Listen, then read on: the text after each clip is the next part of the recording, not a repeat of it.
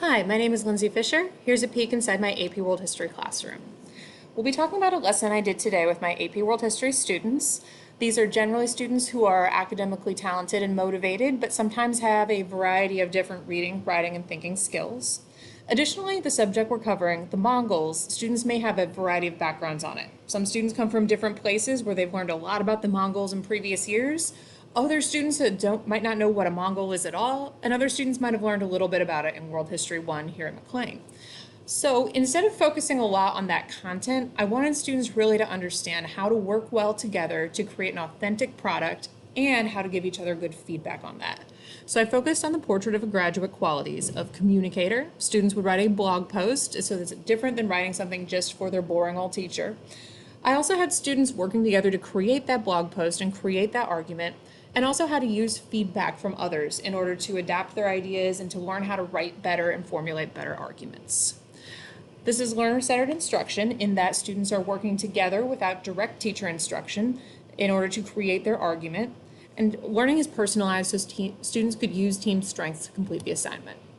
So, technology is really essential here because it allows students to work at their own time, place, path, and pace, and to understand how they learn best. So I gave them multiple modalities as far as how to access the information, and students who had already learned a good bit about the Mongols generally tended to skip this explore section, and that was not a problem for me because if they know what they need to know to move into the more advanced ideas, then that's okay.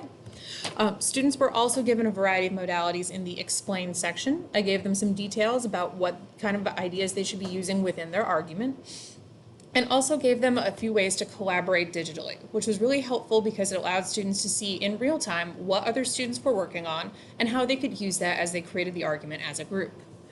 Once students had gathered enough information that they felt like they understood what they wanted to say in their blog post, I gave them information about what a blog post is, how that's different from a regular essay, and what kind of things you may want to include. When students had written their blog post, it was published for not just their class and not just all my classes, but for all the AP History teachers in the school.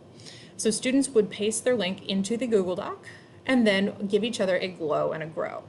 This allowed me to assess the learning of the students because it allowed me to see in a real quick glance where they were successful in understanding the content, but also where they were learning the writing skills and what they would suggest for each other. So students talked about a lot of the points we had talked about in essay writing, as well as different things that you would want to do when you're writing a successful blog. I could also go through and look at different blogs themselves to see how students were successful in understanding maybe what clickbait is and what the Mongols were. Overall, students really seem to enjoy this lesson.